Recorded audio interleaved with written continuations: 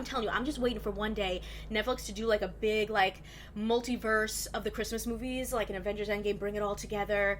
That would be crazy. Kristen here, and today we're talking about some holiday movies you definitely don't want to miss this season. First up is Falling for Christmas, starring Lindsay Lohan and Cord Overstreet. This is Netflix's first holiday movie of the season, and it's definitely Overboard meets Christmas, as a rich heiress gets amnesia after a skiing accident and ends up spending the holiday season with a handsome lodge owner and his daughter. This movie was really fun. You got Lindsay Lohan, which is so exciting to see her come back to feature films after a few years. She also has so many great outfits, especially when she's in her heiress mode. She really knows how to slay the color red. While this film is very similar to Overboard in the premise, I will say it doesn't have the same bite as that film. Even at the beginning of this film, when we're introduced to Lindsay Lohan's character as a spoiled rich heiress, I was hoping for a little bit more Mean Girl in there, just so that we'd see like a bigger trajectory of her journey. They didn't really do that, and instead she went from someone who's like this rich spoiled heiress who needs everyone to do everything for her to this more independent woman who can really choose her own path. I really liked that story. I thought it was very empowering. There's a lot of classic Christmas tropes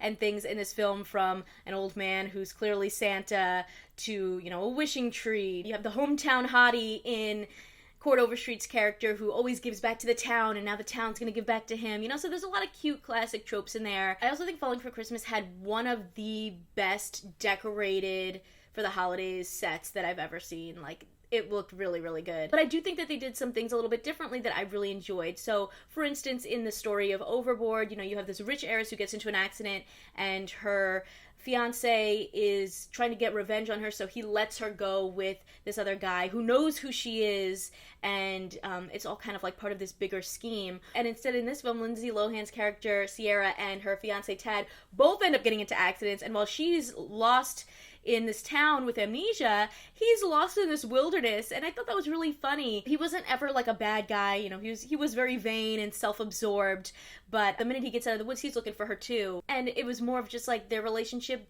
didn't work, and it was more for clout. And I kind of like that there was no villain really in this movie, you know, and that character Tad was very over the top and hilarious. So if you like these kind of over the top Christmas stories and like all of those Christmas tropes, I think you'll really enjoy this one. Another thing that I thought was really fun about this movie was it was from the same production company, Motion Picture Corporation of America, that has done the other Christmas movies that Netflix has, like A Christmas Prince, Christmas Inheritance, The Princess Switch, and these are the movies that have encompassed Netflix's holiday cinematic universe, where they have Easter eggs to the other movies in there. And in this one, they have an Easter egg of Lindsay's character turning on Netflix, and A Castle for Christmas comes up. And you can also see on the screen the Christmas Inheritance, Christmas Prince, Princess Switch, Operation Christmas, the holiday calendar. So I love when they do those like connections. I'm telling you, I'm just waiting for one day Netflix to do like a big like multiverse of the Christmas movies, like an Avengers Endgame, bring it all together.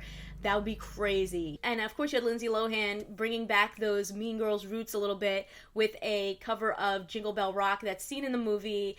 She has like a whole song out now with a rapper, and it's a lot of fun, you know, kind of paying homage to her roots while enjoying a new Christmas movie. Let's get into the next one. Another film that was so much fun is Ghosts of Christmas Always. This is like a unique spin on A Christmas Carol, where we're seeing it from one of the ghosts' perspective. I know that Spirited on Apple TV Plus is doing something similar, but hey, I guess Ghosts of Christmas Always did it first on Hallmark. And so this is about a girl who is a ghost of Christmas present, and she has to help one soul rediscover his Christmas spirit, but things kind of get out of whack. And I gotta tell you, not only is this just like a fun cast, you have Kim Matula, you have Pretty Little Liars' Ian Harding, you have Lori Tanchin from Orange is the New Black, but there are so many levels and layers and twists to this story that I was not expecting, and that at the heart, the story was really about kind of like giving back to other people and reconnecting with family. And I just thought that they did a really solid job with it. I just wasn't expecting it to go so deep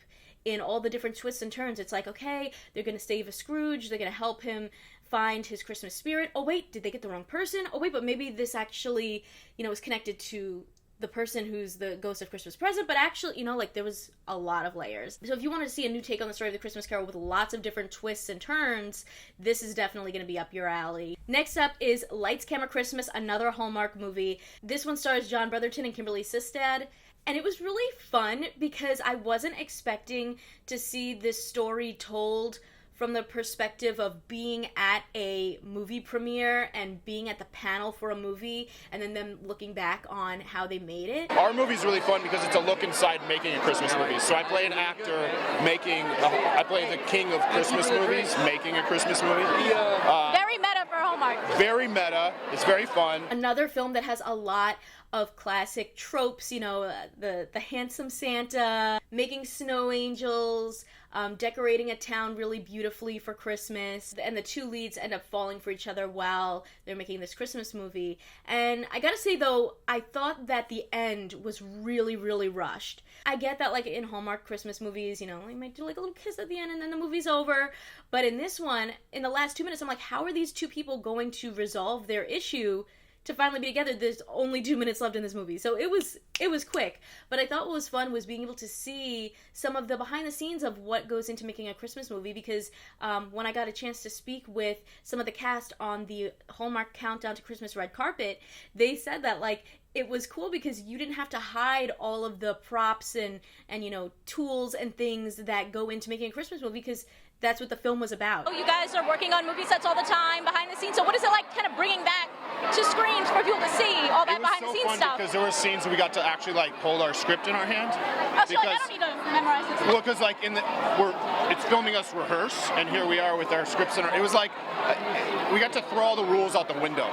They got to film Video Village. They got to like, if there was a C-stand in the shot, it didn't matter because we're on set. Like it was really fun. It was very meta, like you said. As a way to best way to describe it. This film had a nice message of, you know, trying to take a risk, you know, whether it be in your career or in love, and believing in yourself. And if you don't believe in yourself, maybe having someone there that believes in you to give you that encouragement. And finally, we have Lifetime's Well Suited for Christmas. This starred Mercedes de la Cerda and Franco Lopresti, and it's about sparks flying between a fashion designer and the eligible bachelor that she has to make a Christmas tuxedo for this special gala that they're working on. This was cute because it was like opposites attract sort of thing. Like you have this very put together, very serious tech guy who has this charity that, you know, people don't really know much about him. He's very mysterious. And then you have this fashion designer who makes these very extravagant, colorful suits for men. And they don't really see eye to eye in the suit that he should wear. And things kind of all fall into place in the end. But, you know, there was this really nice message of sharing your story to connect with other people. So, you know, like this